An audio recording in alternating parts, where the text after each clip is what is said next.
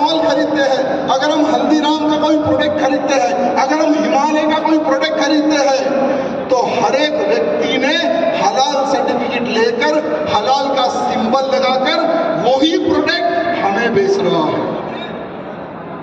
ये हलाल क्या है? कौन है ये लोग? जमीयत उल्लेमाए हिंद, जमीयत उल्लेमाए महाराष्ट्र, हलाल सर्टिफिकेशन इंडिया, ये ऐसे ऑर्गेनाइजेशन है जो हलाल सर्टिफिकेट यानी हलाल का निर्माण करके सर्टिफिकेट बेच रहे हैं। जो भी वो सर्टिफिकेट लेगा उसका प्रोडक्ट इस्लामिक कंट्रीज में बिकेगा। बेचो यार, तुम्हारे इस्लामिक कंट्रीज में बेचो, हमें कोई प्रॉब्लम नहीं है, लेकिन भारत देश में क्यों बेच रहे हो? हमें ये ऑब्जेक्शन है। आप लोगों को पता होगा, कमलेश तिवारी नामक एक हिंदू था, उत्तर प्रदेश में हिंदुत्व का कार्यकर्ता था, उसका गला काट के मार दिया। उत्तर प्रदेश में और भी कई हिंदू हैं जो हिंदुत्व का कार्य करते थे, उनको मार दिए। केरला में हिंदुत्व के प्रति कार्य करने वालों को मार दिए, बंगाल में हिंदुत्व के प्रति कार्य करने वालों को मार दिए। मारने वाले कौन? जिहादी, आतंकवादी। और यही आतंकवादियों को फाइनेंशियली, फिजिकली एडवोकेट, बड़े बड़े एडवोकेट खड़े करने वाले यही है, हलाल सर्टिफिकेट बेचने वाले, जो पैसा आप लोग इनको दे रहे हैं मेरे भाई।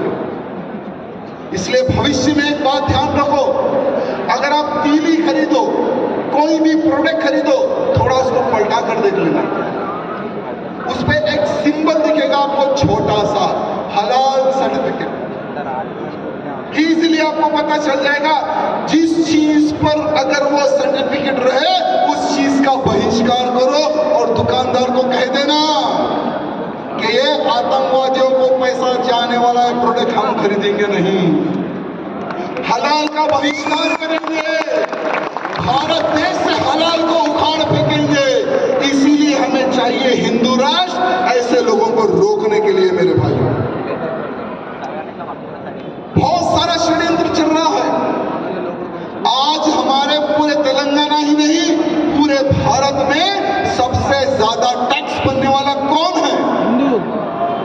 सबसे बड़ा टैक्स बनने वाला कौन है? तेलंगाना में सबसे ज्यादा टैक्स बनने वाला कौन है? लेकिन ये ओल्ड सिटी में कुछ गद्दार है, कहते हैं कि नल भी नहीं बनना, टैक्स नहीं बनना, कुछ भी नहीं बनना, कुछ भी हुआ तो हम देख लेंगे। यानी टैक्स हम भरना और विकास इनके एरिया में। और ये लोग तो हमारे कानून को भी नहीं मानते, इनके लिए अलग कानून चाहिए। तो अब मैं डिमांड करता हूं, हमारे लिए भी एक अलग कानून का निर्माण हो जाए। जब मुसलमानों के लिए वक्फ बोर्ड हो सकता है, मुस्लिम पर्सनल लॉ बोर्ड हो सकता है, तो 100 करोड़ हिंदुओं के लिए सनातन बोर्ड क्यों नहीं? मैं आज पूछना चाहता हूं, हिंदू पर्सनल लॉ क्यों नहीं? मैं पूछना चाहता हूं। आज हमें प्रधानमंत्री मोदी जी को जितने लोग ट्विटर, फेसबुक, कितने लोगों के अकाउंट है, सब में डालो, पोस्ट करो कि जब वो लोग इस प्रकार से फायदा उठा सकते हैं, हमें भी सनातन बोर्ड की आवश्यकता है।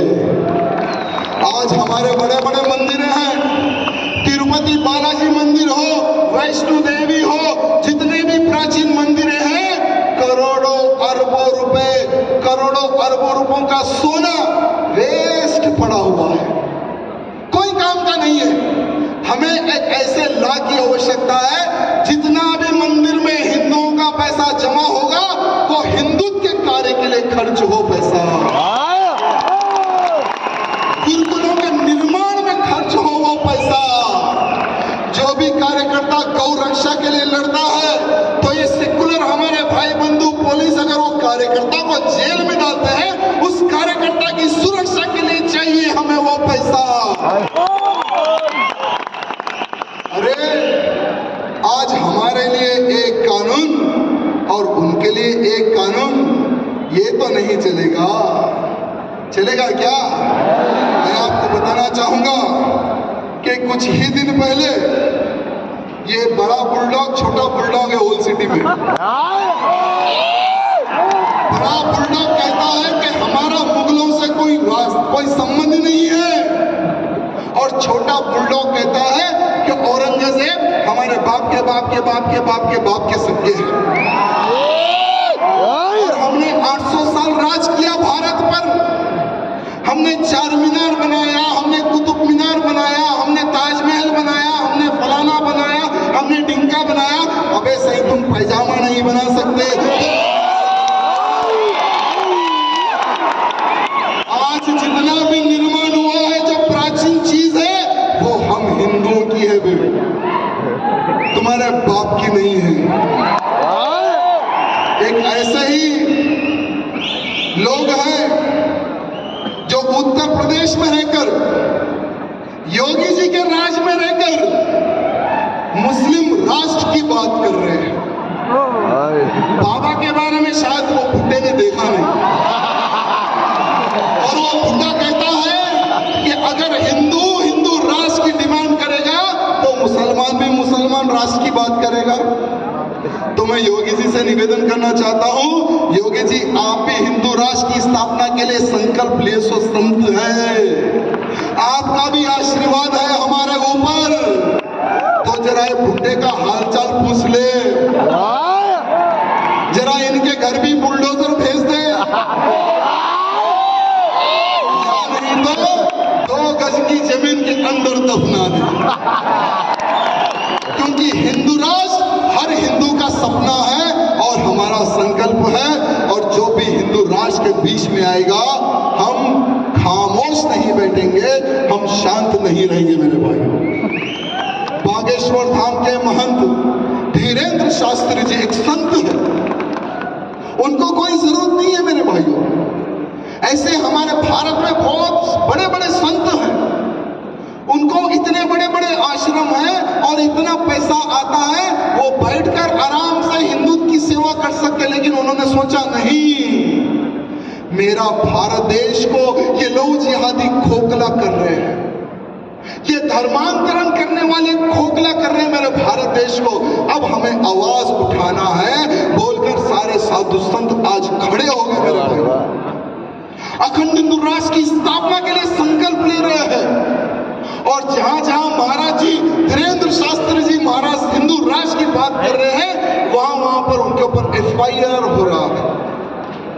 राजस्थान में उनके ऊपर FIR हो गया, दूसरे राज्य में उनके ऊपर FIR हो गया। मैं महाराज जी को कहना चाहूंगा, महाराज जी आपका जो संकल्प है पूरे भारत के हिंदू का संकल्प है, और पूरा हिंदू आज महाराज जी के साथ है।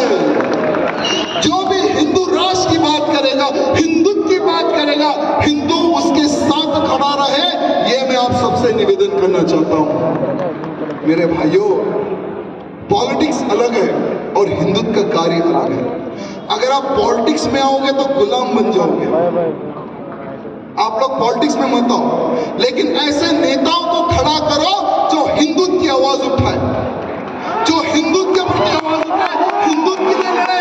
ऐसे नेताओं को तैयार करो। एक राजा सिंह से कुछ होने वाला नहीं है मेरे भाइयों, एक राजा सिंह से कुछ होने वाला नहीं है। मेरा संकल्प है, मेरे सामने जितने भी जो हिंदू भाई बंधु आज खड़े हुए हैं ना, हर वो मेरा हिंदू भाई छत्रपति शिवाजी महाराज का रूप ले, संभाजी महाराज का रूप ले, ये मेरा संकल्प है मेरे भाई।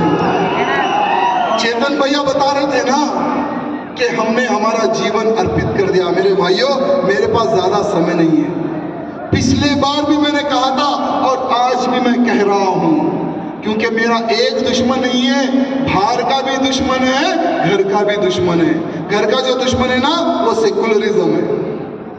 सेकुलरिज्म के कारण ही पूरा देश सर्वनाश हुआ मेरे भाइयों।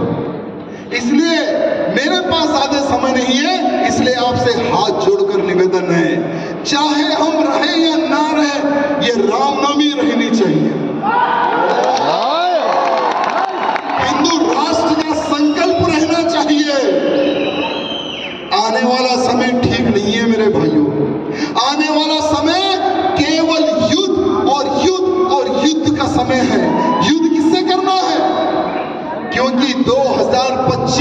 और 26 के अंदर ही भारत देश को हिंदू राष्ट्र घोषित करो, ये आवाज पूरे भारत में गूंजेगी। 1 करोड़ हिंदू खड़ा होकर बोलेगा कि मेरा भारत देश अखंडित राष्ट्र बने, नहीं तो तुम्हें